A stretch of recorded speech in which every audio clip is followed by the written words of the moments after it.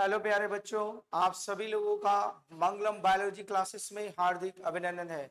जैसा कि आज से हम लोग का बायोलॉजी का टॉपिक चालू हो रहा है, तो बायोलॉजी की पढ़ाई स्टार्ट करने से पहले हम लोग क्लास 11 में बायोलॉजी में कौन कौन सी टॉपिक है, उसका सिलेबस क्या है, उसको पहले हम लोग जानेंगे। आइए, मोस्ट वेलकम। आज से हम लोग शुरू करते हैं। तो जैसा कि आपका लिखा गया है यहाँ पर स्क्रीन पर आपको दिख रहा होगा, क्या दिख रहा है? पहला आपका लिखा गया है यूनिट 1 में, जो लिखा गया है डायवर्सिटी इन लिविंग वर्ल्ड। ध्यान से रखिएगा, आपका यूनिट में डिवाइड किया गया है टॉपिक को। तो पहला यूनिट में लिखा हुआ है डायवर्सिटी जो होता है इन द लिविंग वर्ल्ड। इस डायवर्सिटी और लिविंग वर्ल्ड के अंतर्गत में आपको जो जो टॉपिक पढ़ना है, पहला जो होता है चैप्टर 1, जिसको हम लोग बोलते हैं क्या है, living world. Second number chapters है आपका बायोलॉजिकल क्लासिफिकेशंस, ठीक है।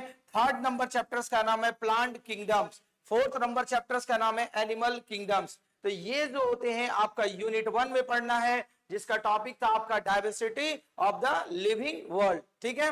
अगला हम लोग देखेंगे दूसरा यूनिट में हम लोग को क्या पढ़ना है। दूसरा यूनिट में हम लोग को जो पढ़ाई करना है, structural organisations in plants and animals.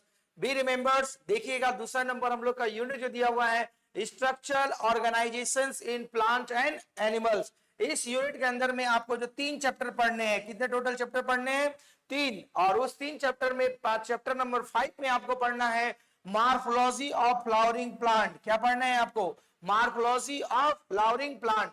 Chapter number 6 में पढ़ना है एनाटॉमी ऑफ फ्लावरिंग प्लांट। क्या पढ़ना है? Anatomy of flowering plant. And chapter number 7 में पढ़ना है स्ट्रक्चर ऑर्गेनाइजेशन इन एनिमल्स।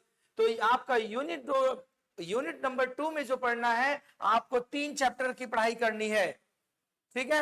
अगला हम लोग देखेंगे नेक्स्ट यूनिट 3 में हम लोग को क्या पढ़ना है टॉपिक, उसमें हम लोग का सेल के बारे में पढ़ना है। और उस सेल के अंदर में जो टॉपिक दिया गया है स्ट्रक्चर एंड फंक्शन। सेल का स्ट्रक्चर क्या होता है, उसका फंक्शंस क्या होता है, उसके बारे में पढ़ेंगे।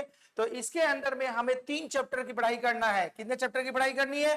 3। पहला नंबर जो चैप्टर नंबर 8 है, इसमें हम लोग पढ़ेंगे सेल, जिसे कहा गया है यूनिट ऑफ लाइफ। क्या कहा गया है? The unit of life.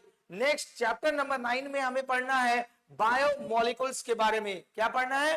Biomolecules. उसके बाद चैप्टर नंबर 10 में हमें पढ़ना है cell cycle and cell divisions. क्या पढ़ना है आपको? Cell cycle and cell divisions. Now उसके बाद हम लोग का अगला कंटेंट जो दिया गया है यूनिट 4। कौन सा यूनिट में? यूनिट 4 में जो हमको पढ़ना है प्लांट फिजियोलॉजी। किसके बारे में पढ़ना? हमें प्लांट फिजियोलॉजी के बारे में है। तो प्लांट फिजियोलॉजी के अंतर्गत में हमें 3 चैप्टर की पढ़ाई करनी है। कितने चैप्टर? 3। फर्स्ट वन इस कहा गया जिसमें photosynthesis in higher plant. Chapter जो पढ़ना है फोटोसिंथेसिस इन हायर प्लांट के बारे में। उसके बाद चैप्टर नंबर 12 में पढ़ना है रिस्पिरेशंस इन प्लांट। क्या पढ़ना है? रिस्पिरेशंस इन प्लांट। चैप्टर नंबर 13 में पढ़ना है प्लांट ग्रोथ एंड डेवलपमेंट। क्या पढ़ना है? Plant growth and development. ये आपको पढ़ना है यूनिट 4 में पढ़ना है।